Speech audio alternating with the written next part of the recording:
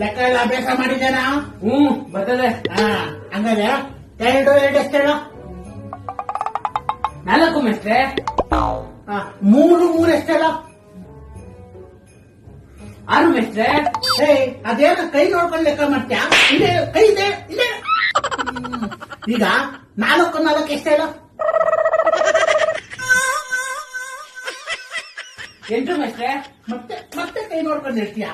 ಕೈ ತಗೊಂಡಿಟ್ಕೊ. ಈಗ ಹೇಳು 5 ಎಷ್ಟು?